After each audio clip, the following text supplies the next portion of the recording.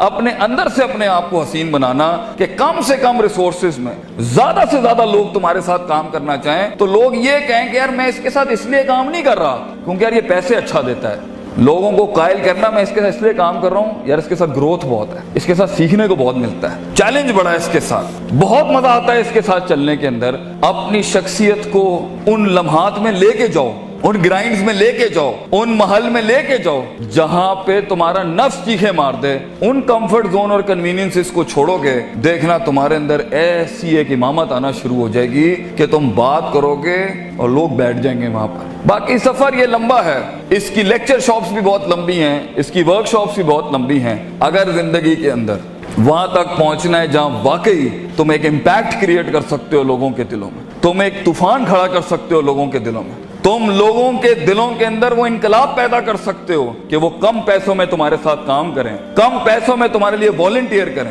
چھوٹی سی کمپنی کو پاکستان کے بڑے ریکٹس کے اوپر فائل کرنا اگر تم چاہتے ہو تو سب سے ان اصولوں کے ساتھ زندگی جینا کہ گیا ہوا وقت ہاتھ نہیں آتا.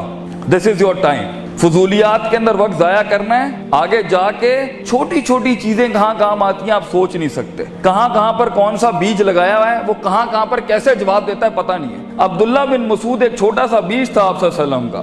آپ نے ایک دفعہ دودھ مانگا ان سے رضی اللہ تعالیٰ عنہ تو انہوں نے دودھ نہیں دیا. انہوں نے کہا میں مالک سے پوچھے بغیر نہیں دوں گا. چھوٹا سا بیج تھا, ابو بکر کے ساتھ جا رہے تھے, چھوٹی سی انویسٹمنٹ کی. آگے جا کے عبداللہ بن مسعود کتنا بڑا عالم دین, کتنا بڑا فقہ کا امام اور پھر گورنر بنے. تو اپنی زندگی میں یہ چھوٹی چھوٹی انویسٹمنٹس کرتا رہے اور فوکس رکھے اپنی منزل کے اوپر, اپنے دشمنوں کو اینالائز کرے. وہ زندگی جس میں بالکل ہی کوئی دشمن نہیں ہے یہ بھی کوئی زندگی ہے. اس کا مطلب ہے تیرے کلیجے نے چیلنج نہیں کیا کسی کو. اور اگر وہ زندگی جس میں ہر بوئے تو ہوتے ہی دشمن ہے بھی میرے خیال میں ڈنگر زندگی ہے, یہ اندر بھی کوئی فائدہ نہیں ہے. ہر جگہ ہی تو عجیب تیری شخصیت ہے کہ لوگ تجھ سے چڑ کھا جاتے ہیں. زندگی وہ ہے جہاں دشمنیاں بھی ہوتی ہیں, دوست بھی ہوتی ہیں اور اینڈ میں دشمن بھی. ورائتا نا سید خلونا فی دین اللہ افواجا, تیری فوج کا حصہ بنتا ہے دشمن بھی. زندگی وہ ہوتی ہے کہ جہاں تیری جیت کے اوپر بھی تیرا دشمن کہے یار کیا اس پٹھے کا بندہ تھا جیتنا یہاں پر. اور زندگی وہ ہوتی ہے جس میں دشمن تجھے ہرانے کے بعد بھی کہے بندے کو تو میں نے گرا دیا ہے لیکن جیت وہی ڈیزرو کرتا تھا, پٹھا وہی مضبوط تھا.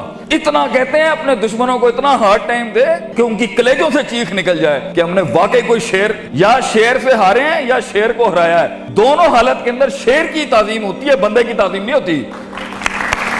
سوال یہ ہے شیر بنو کیونکہ اس کی ہار بھی سمبولک ہوتی ہے, اس کی جیت بھی سمبولک ہوتی ہے. مثال گیدڑ کی نہیں شیر کی دی جاتی ہے, مگر یہ کلیجے چاہیے ان کاموں کو کرنے کے لیے, وہ جگر چاہیے ان کاموں کو کرنے کے لیے. اور یہ چھوٹی سوچوں کے ساتھ نہیں بنتا, یہ 2 روپے کے جھگڑوں کے اوپر نہیں بنتا, یہ 2 روپے کے مسائل پہ نہیں بنتا, یہ ٹھنی چونیوں کے مسئلے نہیں ہیں. یہ تو اپنی آپ کو جلانے اور برباد کرنے کا سلسلہ ہے, تب جا کے بیج اگتا ہے. بہادر شاہ ظفر کہتے ہیں کہ ہر کسی کو پیڑ اور پودا اور پھل بننے کا شوق ہے. Everybody wants to be fruits and apples. ہر آدمی بننا چاہتا ہے کہ میں پھول اور پھل بن جاؤں, لیکن ہم تو وہ کھاد بننے کا کہتے ہیں, وہ بیج بننے کا کہتے ہیں جو زمین میں دفن کرتا ہے اپنے آپ کو, گمنام ہو جاتا ہے. لوگ آتے ہیں اور پھلوں کی تعریفیں کر رہے ہوتے ہیں لیکن وہ بیج دفن کرتا ہے اپنے آپ کو, گمنام ہوتا ہے مٹی کے نیچے. کوئی اس کے دکھوں کو نہیں جانتا, کوئی اس کی تنہائیوں کو نہیں جانتا, اور وہ زمین سے جنگیں لڑ کے اس بیج کو اپنے آپ کو پھاڑ کے ایک درخت بناتا ہے. سارا جہاد وہ بیج کرتا ہے اور سارے فائدے قوم کے پھل پودے اٹھاتے ہیں, تعریفیں سیب اور پھل اور پھول لے جاتے ہیں. بیج کو لوگ بھول جاتے ہیں لیکن اصل بنیاد بیج ہوتی ہے. بیج بننا اس امت کا بیٹا, اس قوم کی اپنی ویژن کا, اپنی کمپنی کا, اپنے خاندانوں کا بیج بننا کہ تمہاری بنیادوں کے اوپر نسلیں جمع ہوں, نسلیں کھڑی ہوں, پھل پھول لگیں تمہیں. اور انہی درختوں کو پھل لگتا ہے جن میں عاجزی ہوتی ہے, جو جھکے ہوئے ہوتے ہیں, جو ہمبل ہوتے ہیں, جو اپنی نفس سے آزاد ہو کے قوم کے جمیع تر بینیفٹ کے اوپر اپنے تکبر کی قربانی دیتا ہے, اپنی میں کی قربانی دیتا ہے, اپنی مزاج کی قربانی دیتا ہے, اپنے وقت کی قربانی دیتا ہے, بغیر مفادات کے کھڑا ہوتا ہے, بیماریوں میں لڑتا ہے اپنے خوابوں کے لیے. ایسے لوگ جا کے پھر جا کے کئی % کا چینج آتا ہے. اور یہ کرتے رہنا ہوتا ہے, کرتے رہنا ہوتا ہے اس حد تک کہ آپ کو پتہ بھی نہیں ہوتا کہ آپ کا نام کن کن محفلوں میں اور کن ستاروں رفتاروں اور افلاک کے اوپر چلا جاتا ہے تو یہ شہرت کے لیے، لوگوں کو جھکانے کے لیے، کسی کو ذلیل کرنے کے لیے، کسی کو تھلے لگانے کے لیے انسان خواب نہیں دیکھتا۔